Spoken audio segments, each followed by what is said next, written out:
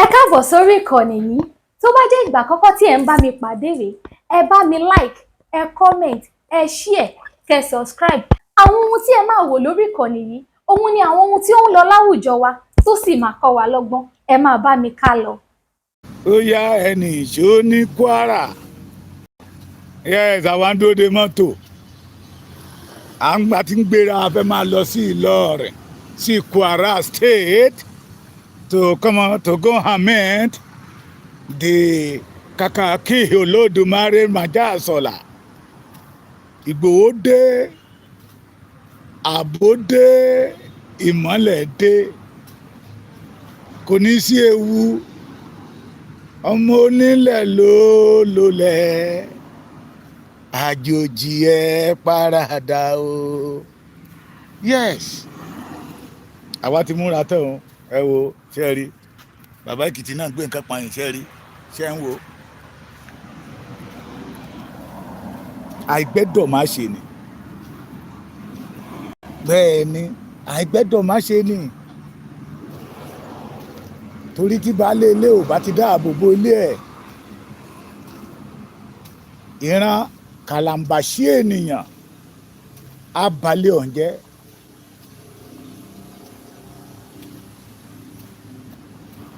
Àti gbogbo ẹ̀yin ọmọ Kwara State àti olùgbé Kwara State, ẹ kú àfojúsọ́nà. Májàsọ́lá ń bọ̀. Good morning, mo kí yín, mo kí yín.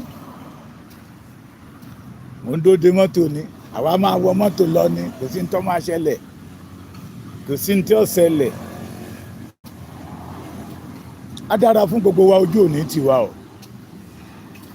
Mò ń fàkókò yìí pé gbogbo wa ẹja jọ pàdé ní Kwara State. Ààbò ni o, fún ààbò. Mo sọ lánàá, mo ní wíwá tí Sunday Ọmọdéyẹmọ Igboho ṣà ń bọ̀ ní Kwara State, ní ilẹ̀ ìgbómìnà. Ó ń kóre bọ̀ ni, ó ń kó ààbò bọ̀, ó ń kó ayọ̀ bọ̀, ó ń kó ìdùnnú bọ̀. Kò dàbí tàwọn kan tó wá tó jẹ́ pé ìpọ́njú làwọn kó wọlé, ìdààmú. Níbi gbogbo tí Ọmọdéyẹmọ bá ń lọ, ó máa ń káyọ̀ wọlé ní ó tún máa ń fi ayọ̀ sílẹ̀ fún wọn. Ẹ béèrè lọ́wọ́ àwọn tí Kogi, ẹ béèrè ní gbogbo ìlú tí Ọmọdéyẹmọ bá ti lọ, torí ìfẹ́ ìran rẹ̀ ń bẹ nínú ọkàn rẹ̀. That is why he volunteered himself to serve the Yoruba people, to defend the Yoruba people. Ẹ ti mọ Òjó, ẹ ti mọ Àìná, ẹ ti mẹni tó ń parọ́, ẹ dẹ̀ ti mẹni tó ń ṣe òdodo, ẹ ti mẹni tó lè ṣe, ẹ ti mẹni tó jẹ́ pé ó wálé ayé wá deliver information ni. Ẹ ti mọ abọ́ rẹ̀ tí ń pera rẹ̀ lólórí ogun. Ẹ má bẹ̀rù. Mo sọ ní tí àná ní àbí ìjẹta, mo ní àdúrà ní kẹ́ máa fi ran Májàsọ́lá lọ́wọ́ àtàwọn tá à ń tẹ̀lé lẹ́yìn, àti gbogbo ẹnikẹ́ni tó sọ pé ìran Yorùbá ṣẹ́ àwọn àjòjì ò ní gbalẹ̀ bàbá wa lọ́wọ́ wa. Ẹ má bá àdúrà ràn wá lọ́wọ́. Ìrànlọ́wọ́ àkọ́kọ́ tẹ́ lè ṣe fún wa nìyẹn. Yes, tán bá sọ wípé àníṣẹ́, kí làbùrú iṣẹ́ tẹ̀yìn ṣe tí ò fi fọkàn balẹ̀ ṣe? Kí láǹfààní ilé tẹ̀nìyàn kọ́ tí wọn ò jẹ́ ó fi àlàáfíà gbé? Kí láǹfààní oko tẹ̀nìyàn ní tí àwọn arábí wá tán wá fún lè jàyàn? We must defend our land. We must say no to evil people. We must let them know that the land belongs to us. Ẹ̀yin tẹ́ ẹ bá ti múra ẹ máa múra o. Ìlà àwọn tí ìlara ń bá jà, irú ẹ kò tí bẹ̀rẹ̀ iṣẹ́ ẹ̀rù tí ń bà wọ́n. Ẹni tó pè mí ní àárọ̀ yìí, tó jẹ́ kínú mi máa dùn pé number 1 mo jẹ́ Yorùbá, number 2 mo tò sẹ́yìn ẹni tí Ọlọ́run ọba mi rán. Ẹ máa yẹ àwọn ọ̀pọ̀lọpọ̀ tó ti ṣubú ẹ̀ẹ̀mẹyẹ àwọn ọ̀pọ̀lọpọ̀ tójú kòkòrò owó tó ti lé dànù tó ti jẹjẹkújẹ bí mo tò sẹ́yìn ẹni tọ́lọ́run ọba mìíràn ìyá yẹn ní bàbá àwọn kàlàmbà sí èèyàn yìí wọ́n máa ń palẹ̀ ẹ̀ mọ́ wọ́n máa kàn gbọ́ pé Sunday Igboho ń bọ̀ máa ní Sunday Igboho màdẹ̀ tí ìdè tí wọ́n ti ń palẹ̀ ẹ̀ mọ́ mo ní bó ṣe máa ń rí nìyẹn ìgbà tá a lọ sí Kogi náà bó ṣe nìyẹn wọ́n gbọ́ pé Sunday Igboho ń bọ̀ oníkálukú wọn fẹsẹ̀ fẹ́ ni oníkálukú wọn paramọ́ ni àmọ́ oníṣẹ́ ìgbòwe kan ni pé bí iná bá wọlé o òkùnkùn á lọ bí iná bá wọlé o òkùnkùn á lọ ìmọ́lẹ̀ dé bí iná bá wọlé o òkùnkùn á lọ bí iná bá wọlé o òkùnkùn á lọ ìmọ́lẹ̀ dé ìmọ́lẹ̀ lọmọ Adéyẹmọ òkùnkùn gbọ́dọ̀ paradà ìmọ́lẹ̀ lọmọ Adéyẹmọ òkùnkùn gbọ́dọ̀ paradà ó kájú ẹ̀ ni lọ́lọ́run ọba mi fi wò ó mo sọ fún yín lánàá mo ní kéèyàn tó wọnú ògùn àlàǹkankan kọjá kọ́lọ́run ọba mi tó ràn èèyàn níṣẹ́ sí èèyàn ìran èèyàn kọ́lọ́run tó lò yàn àlàǹkankan kọjá àìmọye tribulation temptation tí sì májàsọ́lá tó là kọjá lọ́dọ̀ Olódùmarè is called excellent lọ́lọ́run wá depend lé lórí pé irú eléyìí ṣe é lò ẹ̀túyàyà jáde síta ẹ̀yin olùgbé Kwara State ẹ̀yin ọmọ ìgbómìnà á dára fún yín kò ní bàjẹ́ fún yín o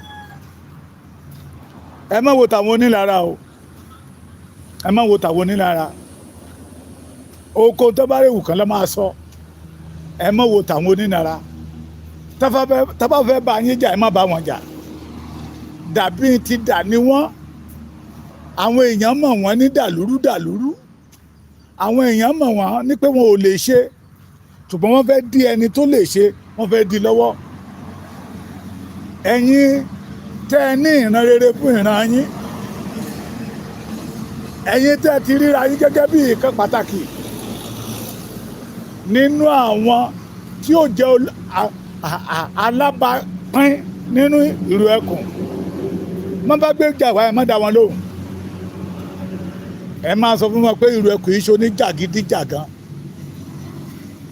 ẹ máa ṣe kí ni ẹ máa jẹ́ kán mọ̀ pé Ìrù Ẹkùn àwa yìí ṣe oníjàgídíjàgan àlàáfíà ìlú làwa mú wá ẹ máa jẹ́ kó yé wọn pé Ìrù Ẹkùn kì í dalé onílérú kì í dẹbí irú ẹ máa sọ fún wọn pé Ìrù Ẹkùn kì í ya tọkọ-tìyàwó Ìrù Ẹkùn máa ń tòlú ni tẹ́ bá ń gbọ́ asòdédèrò Ìrù Ẹkùn ló yẹ ká máa pè bẹ́ẹ̀ tẹ́ gbọ́ mi ẹni kọ lẹ́tà kó máa kọ lẹ́tà mo ti sọ nínú ọ̀rọ̀ mi nígbà kan rí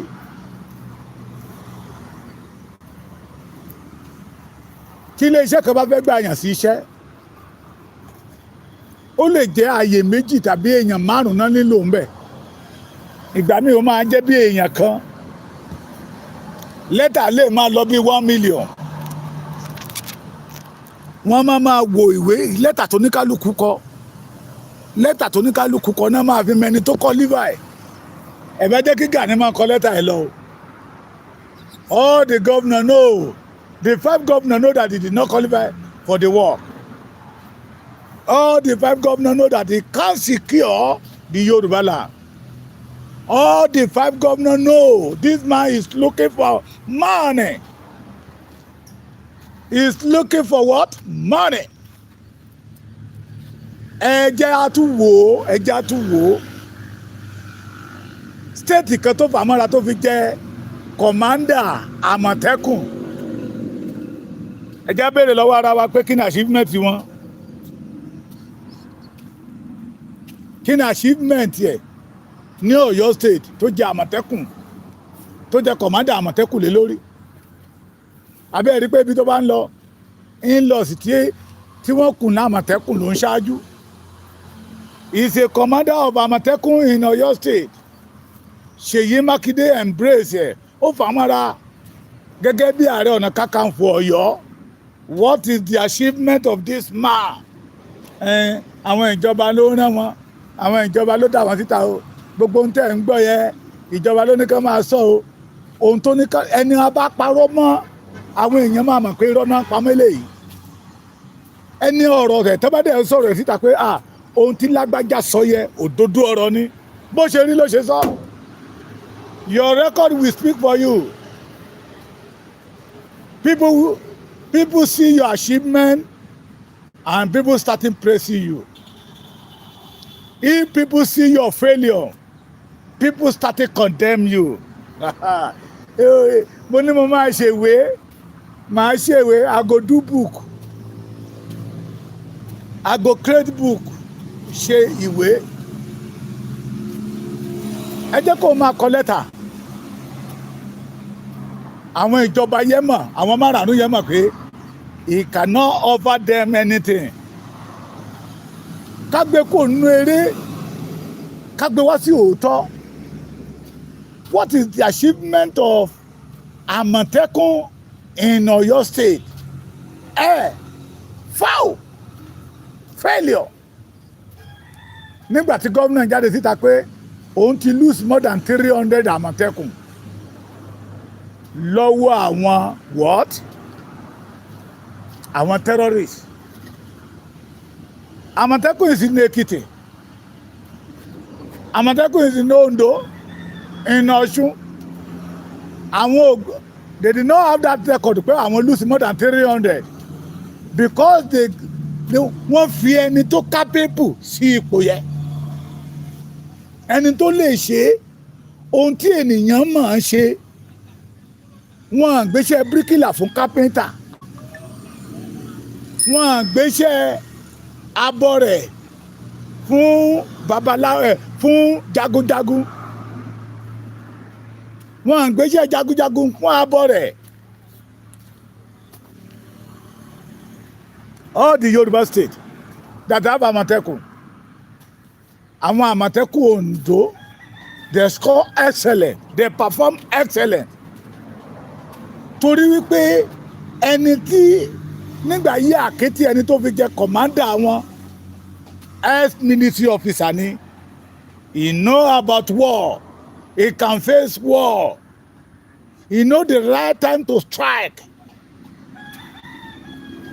Ṣùgbọ́n ẹni tẹ́ pè ní Ààrẹ Ọ̀nà Kakanfò yín tó ń Laye Iru Ekun tó torí Iru Ekun tẹ́ ya wèrè sígboro. Wọ́n fi jẹ́ commander Ògo Ọ̀yọ́. Kí ni rẹ́kọ̀dù wọn ní Ọ̀yọ́? Kí ni achievement wọn ní Ọ̀yọ́? Kí ni wọ́n lè tọ́ka sí ní Ọ̀yọ́? The governor come out that they lost more than 300. So to be sincere to ourselves, ìkórìtà ẹ má jẹ́ ká máa tara wa jẹ mọ́. Ìyẹn kí wàá lọ Olúgbó. Ẹ̀yin náà ti máa rí fídíò yẹn. Olú ọ̀dàn. Kíní kankan. Gbogbo àwọn tó dàlú ìrú. Kíní kan mú wọn. Ondo máa lálùbáríkà. Ṣé àlùbáríkà wà nínú láńgbèjì táwọn ò nílẹ̀ gbọ́?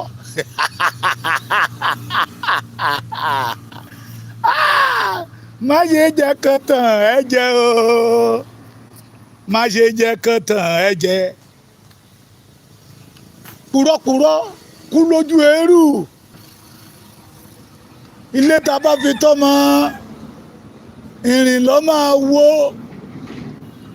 Ìrìn ló máa wó. Ìlara yẹn la ní ká mú kúrò.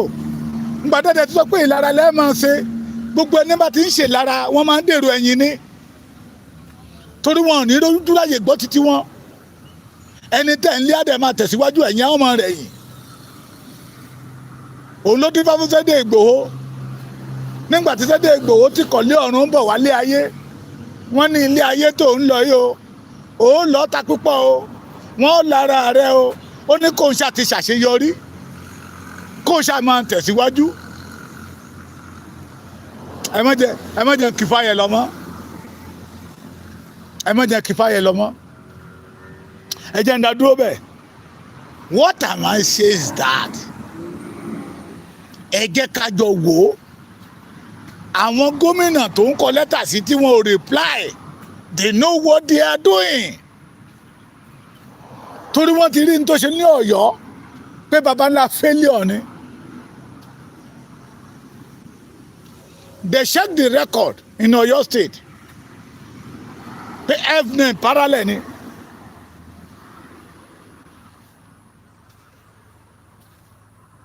A governor come out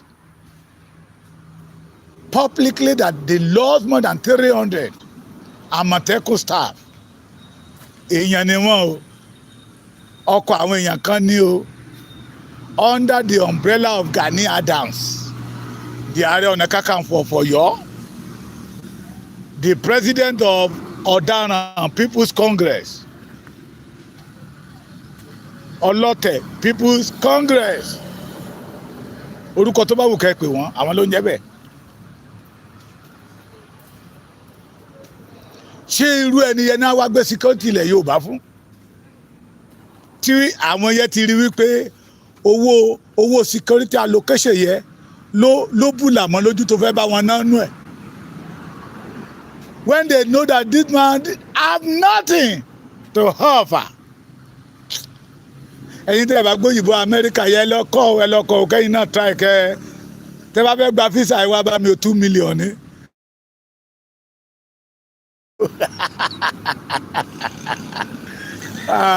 Àwùjọ mi láì mí náà ṣe tá a ní ìrọ̀jí mi. Ọ̀rọ̀ burúkú tó ń tẹ̀rí. Olúgbó, olú ọ̀dàn, olórí jagunjagun tó sọ̀rọ̀ rẹ̀ di abọ́ rẹ̀, àfẹnú. Àwọn ọmọ tí ó jagun lẹ̀, wọ́n wà ńlẹ̀ bèbà, kò lóhun ṣetán láti jagun. Torí ó mọ̀ bó ṣe ń kó ọmọ Yorùbá arúgbó. Bẹ́ẹ̀ ni ọmọ Yorùbá bá bọ́ lọ́wọ́ ẹ̀ kò sí tó kàn.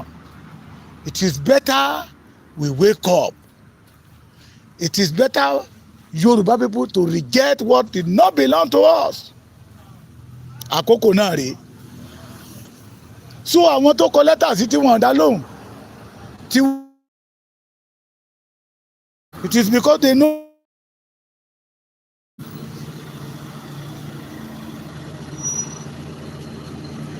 They know the truth. Mo ló lẹ́fi rí bó ṣe dà. So ẹ fọkàn balẹ̀. Ẹ fọkàn balẹ̀. Ẹ fọkàn balẹ̀. Àwọn tèmi ló ń dédé ẹ̀dẹ́ yẹn ṣe rí. Àwọn ọmọ Ìgbòho. No shaking. Olóríire làwa bá tò. Achievement làwa bá tò. Ẹni tó ní ìtẹ̀síwájú làwa bá tò. Ẹni tó fẹ́ kópa nínú ọjọ́ ọ̀la tó dára fún ìran Yorùbá làwa bá tò. Ẹni tí ò gbowó síwájú làwa bá tò. Tó sọ wípé ẹ jẹ́ ká wá àlàáfíà sí ilẹ̀ wa. Let us find the total freedom for the Yoruba race. Lèmi fi ń pariwo pé we the Yorubas, we must not lose this opportunity. Wọ́n ní ẹ̀kan opportunity máa ń wá. Tó bá dẹ̀ ti wá ká ṣe kí ni ká grab ẹ̀. Á dára fún wa, ojú òní ti wá o. Ìyẹn á yùn lẹ́rùn Èkìtì o. Ṣe rí bẹ́ẹ̀ pẹ́ẹ́pẹ́ títí ni mo wà, à ń dóde mọ́tò ni o. Gbogbo nta fi ṣe ìrìnsẹ̀ ló ti bàjẹ́. Mọ́tò ti bàjẹ́, gbogbo ẹ̀ ti bàjẹ́. Síbẹ̀síbẹ̀ àjẹ́ oṣù wa. Torí pé àwa mọ ohun tó wà ń díẹ̀. Àwa mọ èrè tá a fẹ́ rí ń díẹ̀.